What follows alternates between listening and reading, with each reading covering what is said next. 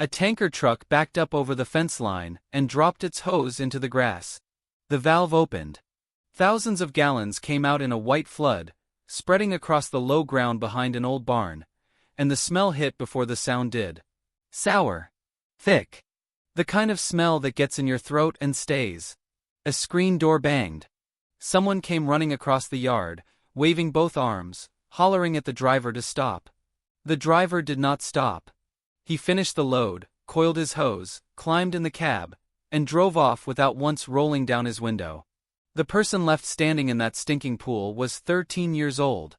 Her name was Josie Hale, and she and her mother had exactly 40 acres and no money at all. What that girl did with all that spoiled milk is a story worth hearing. Stay with me. The Hale farm was 40 acres of decent grass, 11 milking cows, 1 old barn, and a mountain of debt. That was the whole of it.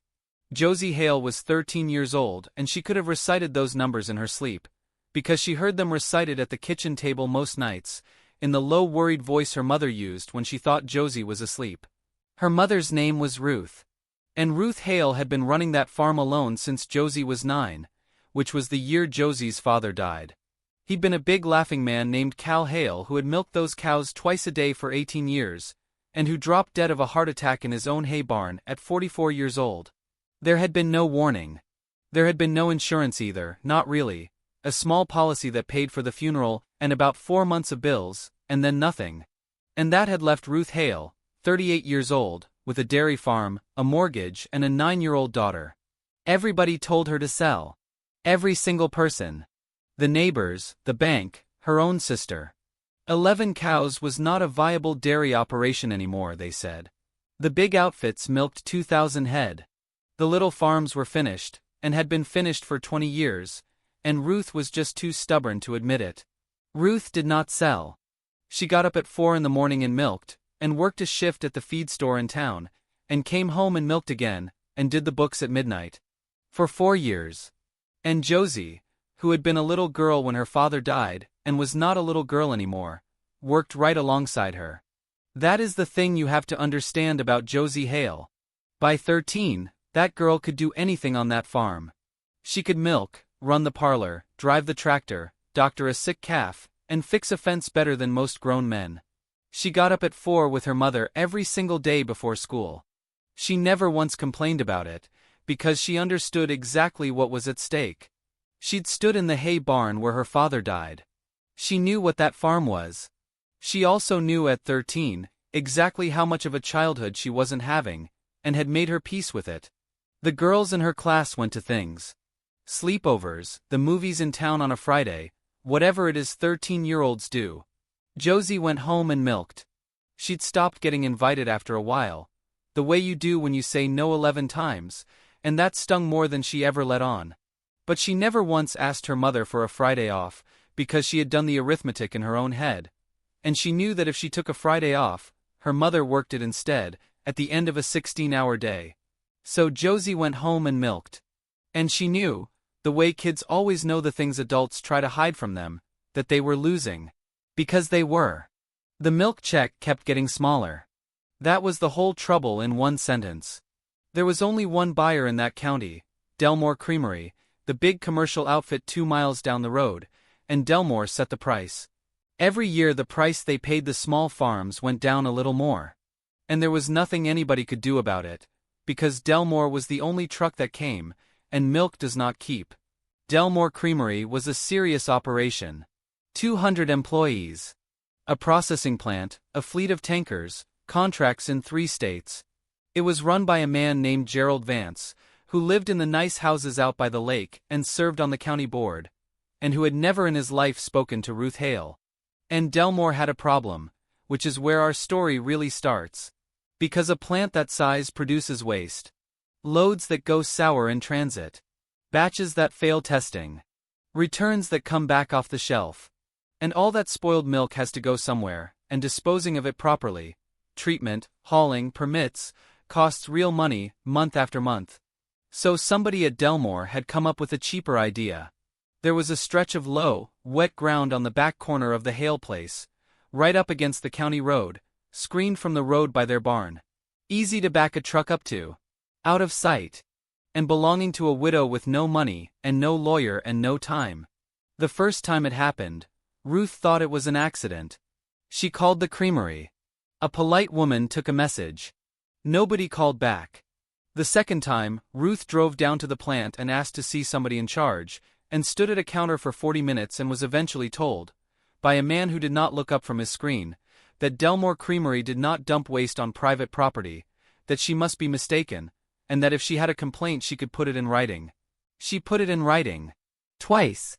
By the time Josie stood in that stinking pool waving both arms at a tanker driver who would not roll down his window, it had happened 11 times in 4 months. And it was killing them. That is not an exaggeration. The smell was so bad in July that Ruth had to keep the windows shut. The 2 neighbors who used to buy their raw milk stopped coming. The low ground went sour and boggy, and the cows would not graze it, which cost them pasture they could not spare. And every single person Ruth called, the county, the state, the co-op, told her some version of the same thing, which was that it was a civil matter, and she would need a lawyer and testing and documentation. And did she have $20,000 to go up against Delmore Creamery's legal department? She did not have $200. So that was the situation. A big company was using their land as a garbage dump because it was cheaper than doing it right, and there was not one single thing a widow and her 13-year-old daughter could do about it. That's what everybody said anyway. Josie stood out there in the muck that afternoon, 13 years old, boots soaked, so angry she was shaking. And she looked at all that spoiled milk spreading out across her family's land. And she thought about her grandmother. Josie's grandmother, Dorothy Hale, had died when Josie was 7, and Josie only half remembered her. But there was one thing about her she remembered clear as day. Grandma made cheese. Not fancy cheese. Farm cheese. She'd grown up on that same place back when everybody did it, and right up until she got sick, she made cheese in the back kitchen twice a week out of whatever milk came in. Josie could remember sitting on a stool watching her work, and being handed a still warm curd to eat, and thinking it was the best thing she'd ever tasted. And she remembered something Grandma used to say, because the old woman said it every single time anybody complained about a jug going off. Sour milk isn't spoiled, honey. Sour milk is just cheese that hasn't been asked yet. Josie stood in that reeking mess with her boots full of it, and that sentence came back to her word for word. She went and found her mother in the barn. "Mom," she said, "the milk they're dumping. Is it poison?" Ruth wiped her hands. "Poison? No. It's not poison, honey, it's just gone sour. It's not fit to sell and it stinks to high heaven, but it's not toxic. It's milk that's turned." She frowned. "Why?" "Because Grandma made cheese out of soured milk," Josie said. "That's what cheese is." And Ruth Hale looked at her daughter for a long moment. "Josie," she said carefully, "you can't make cheese out of tanker waste. It's been in a truck, it's been mixed, we don't know how old it is or how it's been handled. Nobody would ever be allowed to sell that." "But if it came fresh," Josie said. "If it came right out of the plant, the day it went sour, before it sat around. Would it be good then?" Ruth opened her mouth to say no. And then she stopped. Because the honest answer, the answer any dairy farmer knows, is that milk that has just turned is exactly what half the cheeses in the world start from, and always has been, and the only real question is how clean it was and how fast you get to it. "Maybe," Ruth said slowly. "In theory. Josie, we don't have a cheese vat. We don't have a licensed kitchen. We don't have any of the—" "We've got Grandma Dot's book," Josie said. They found it that night, in a box in the attic, under a stack of quilt pieces. A brown spiral notebook, the cover soft as cloth from handling, filled front to back with Dorothy Hale's cramped handwriting. Temperatures. Timings. Rennet amounts. Little notes in the margins going back 40 years. Too dry, less press next time. Good batch. Herb one. Folks liked it best. Josie Hale sat on the attic floor and read that notebook cover to cover twice. And then she started making cheese. The first 6 weeks were a disaster, and I want to be honest about that, because this is not one of those stories where a kid has an idea and it works. It did not work. Josie made rubber. She made a batch so salty it was inedible. She made 2 batches that had to be thrown out entirely, because she could not hold the temperature steady on a kitchen stove. She burned her hand. She cried once, out of pure frustration, and then went back out and started another batch that afternoon. But she used their own milk from their own cows, and she kept notes the way her grandmother had, and slowly, she got better. Now here's the thing about learning a craft out of a notebook. Half of what Dorothy Hale knew was never written down, because she never thought to write it down. It was in her hands. So Josie had to find it all over again by feel. She learned that the notebook's cut when it breaks clean meant something she could only understand by sticking her finger in 100 times and being wrong 90 of them. She learned that a thermometer lies if you don't stir. She learned that her grandmother's temperatures were written for a wood stove in a cold back kitchen in October, not an electric range in July, and that she had to translate every single one of them. She did all of that at 13, after school, after chores, with her mother asleep in the next room, because Ruth had been up since 4. Nobody made her do it. That is the part people always miss about this story. Nobody made her. And around the 7th week, she made a wheel that was good. She knew at the moment she tasted it. It was clean and sharp and a little bit nutty, and it tasted like something you'd pay money for. She made her mother try it, and Ruth's face changed as she chewed, and she said, "Josie, honey, where did you learn to do that?" "Grandma," Josie said. They took 4 wheels to the farmer's market in town that Saturday, priced at what Josie thought was an insanely high number, and sold every one before 11 in the morning. 2 people asked if she had more. One woman, who turned out to run a restaurant 60 miles away, asked for a card. Josie did not have a card. She wrote her phone number on a piece of a paper bag. That woman called on Monday. And that is how Josie Hale, 13 years old, went into the cheese business. The next few months were the best months that farm had seen in 4 years. Josie made cheese every day after school and all day on weekends. Ruth, who had spent 4 years watching every door close, found herself doing something she hadn't done in a long time. She started making plans. They cleared out the old milk house behind the barn, and Ruth cashed in the last savings bond her mother-in-law had left, and they built a small, legal, properly licensed farmstead cheese room. It took every dollar they had. Ruth signed the inspection paperwork with her hand shaking. They named it Dorothy's, after Grandma. And here is the part that felt, at the time, like the whole problem finally solving itself. Because with the cheese room, Josie could use every drop of their own milk, and turn it into something worth 6 times what the milk check paid. For the first time since Cal Hale died, the numbers at that kitchen table started coming out on the right side. Ruth quit the feed store job in October. They paid 3 months ahead on the mortgage. They even got quiet from the creamery. The dumping stopped that fall. Josie figured somebody at Delmore had finally read one of her mother's letters, or the truck route had changed, and the pool behind the barn slowly dried and grassed over. It was, for about 8 weeks, the happiest that house had been in 4 years. Then, on a Tuesday in November, a car came up the drive that did not belong to anybody they knew. The man who got out was wearing a suit, and he had an envelope in his hand. He was a lawyer, and he worked for Delmore Creamery, and what he handed Ruth Hale on her own front steps was a letter that did 3 things. It informed her that Delmore Creamery was terminating its milk contract with the Hale farm, effective in 30 days. It informed her that Delmore was aware her daughter was operating a commercial cheese business using milk that was, under the terms of that contract, contractually promised to Delmore, and that they considered this a breach. And it demanded that the Hales cease and desist all cheese production and sale immediately, or face legal action. The lawyer was very polite about it.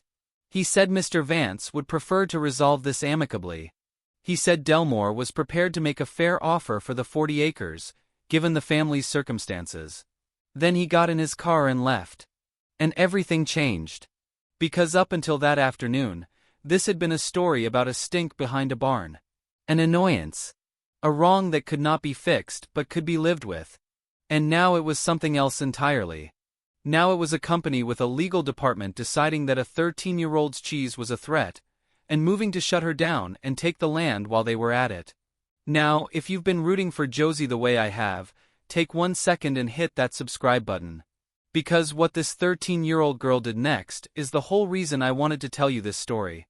Now stay with me. Ruth Hale sat down at the kitchen table with that letter, and put her face in her hands. And Josie watched her mother crack for the first time in 4 years. They can't do that, Josie said. It's our milk. It's our cows. They can do whatever they want, baby, Ruth said. That's the whole point of being them. She looked up, and her eyes were red. We can't fight this. A lawyer to answer this letter is money we don't have. And if they cut the contract, the cheese is all we've got, and they know it, and they'll tie us up in court until we're done. And here is where 13-year-old Josie Hale asked the question that turned the whole thing around. Mom, she said slowly. Why do they even care? Ruth blinked. What? We make like 60 pounds of cheese a week. They make 100,000 gallons a day. We're nothing to them. Josie sat down across from her. So why is a lawyer driving out here about us? Why does Gerald Vance even know our name? The two of them sat there in that kitchen. And then Ruth Hale said, very quietly, because we know about the dumping. That was it. That was the whole thing. It had never been about cheese. Josie's little business had done something nobody at Delmore expected. It had made the Hale farm visible. A farm nobody had heard of was suddenly at the farmer's market every week, in the county paper, selling to restaurants, with people asking questions about who they were and where they came from. Delmore had spent 4 months quietly dumping waste on a farm they assumed would go broke and disappear. Instead, that farm had gotten a name, a business, and a reason for people to listen to it. And a bankrupt farm sold at auction tells no stories. A thriving one does. So the cease and desist wasn't about a contract at all. It was about making the Hales go away before anybody thought to ask what those tankers had been doing out there. Josie stood up. Mom, she said. Where are the letters? Ruth had every one. That was the thing about Ruth Hale. She was beaten down, but she was organized. She had carbon copies of every complaint she'd sent, dated, going back 4 months. She had the dates and times of 11 dumping incidents in a spiral notebook. She had 2 voicemails saved. She kept it all for one reason, and it was not strategy. She kept it because a woman who has been told she is imagining things enough times starts keeping records to prove to herself that she isn't crazy. Ruth had never once believed those letters would amount to anything. She'd written them the way you shout into a canyon. She had a folder of them in a drawer, and she was faintly embarrassed about it, and it turned out to be the most valuable thing on that farm. And Josie had something better, which nobody knew about, because nobody thinks about what a 13-year-old with a phone is doing. Josie had video. 6 separate times from the hayloft window, she had filmed those tankers backing up to their fence line.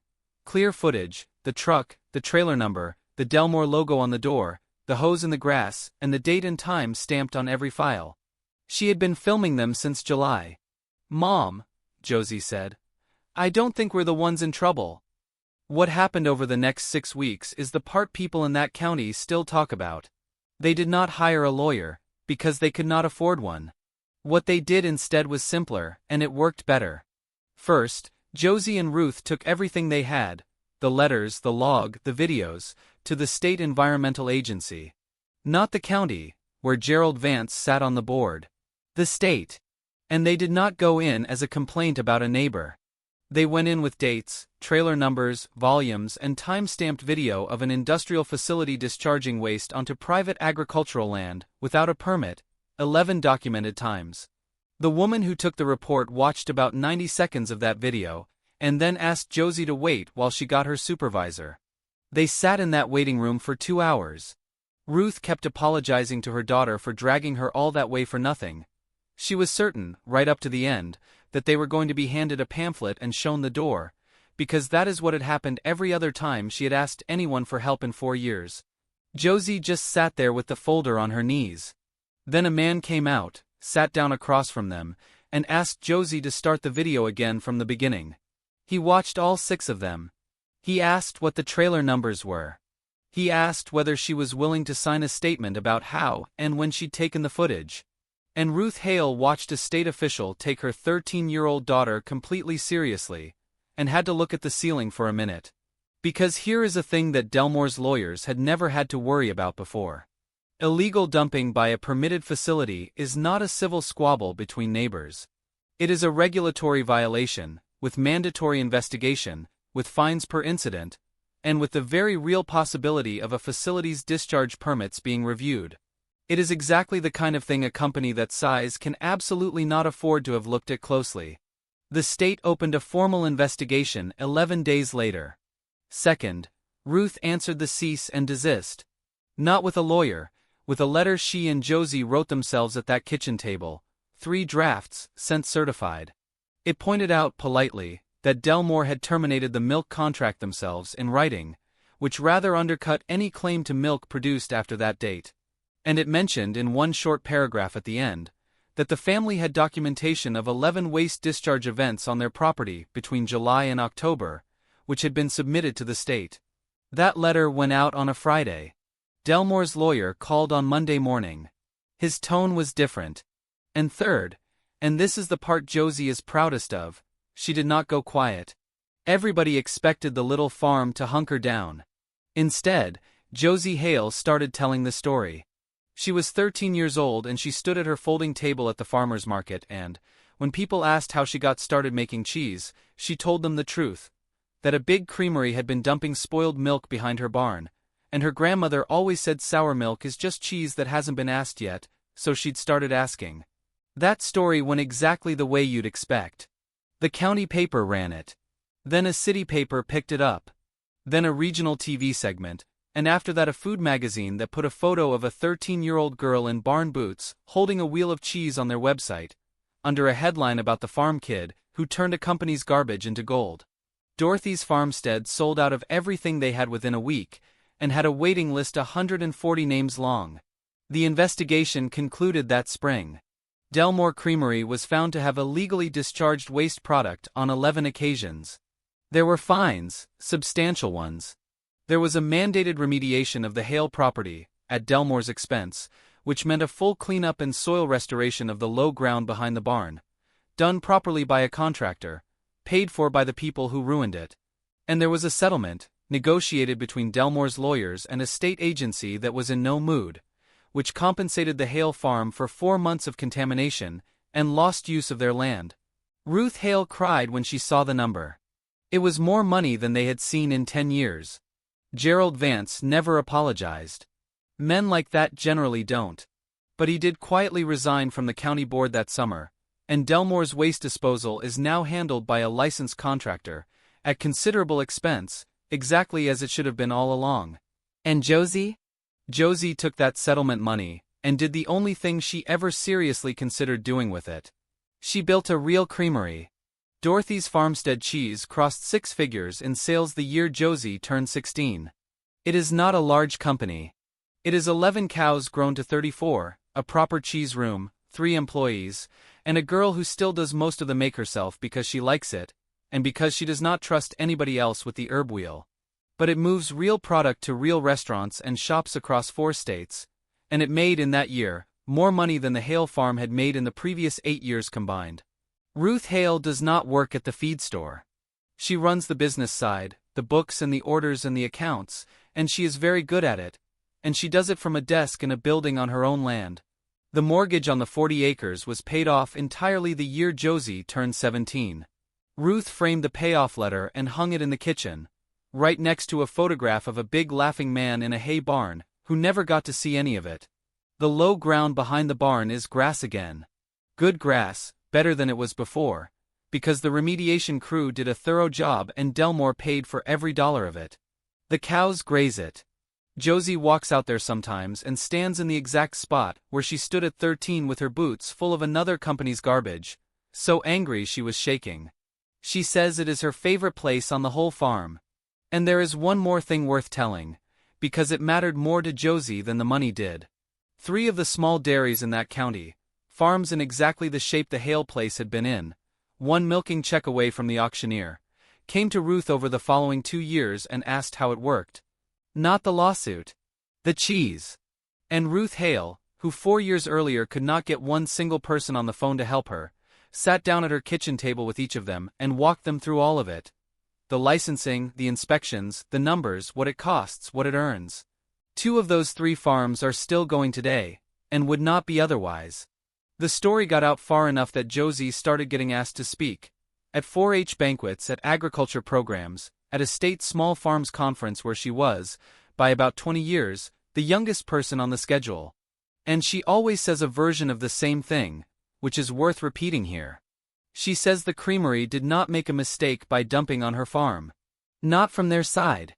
Dumping on the Hale place was a perfectly good business decision, right up until it wasn't, and the reason it worked for 4 months is the reason it works everywhere it happens, because they picked somebody they were sure would not fight. A widow with no money. A kid. A farm on its last legs. Nobody with a lawyer, nobody with a voice, nobody worth worrying about. They weren't wrong that we were small, Josie says. They were wrong that small means quiet. And then she tells them the other thing. The thing she got from a woman who died when she was 7, and left behind a soft brown notebook full of cramped handwriting. Sour milk isn't spoiled. Sour milk is just cheese that hasn't been asked yet. Josie Hale says she thinks about that sentence a lot more broadly now than she did at 13.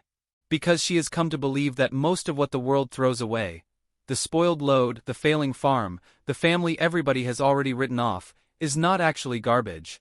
It is just something nobody has bothered to ask the right question about yet. Her grandmother knew that. Her grandmother wrote it down. And a 13-year-old girl, standing in a stinking pool of somebody else's waste on the worst afternoon of her life, remembered it. That is the whole story. A company dumped its garbage behind a little farmer's barn, because they were sure she was nobody. She turned it into a business, a livelihood, a paid-off farm, and a state investigation. And she never once had to leave home to do it.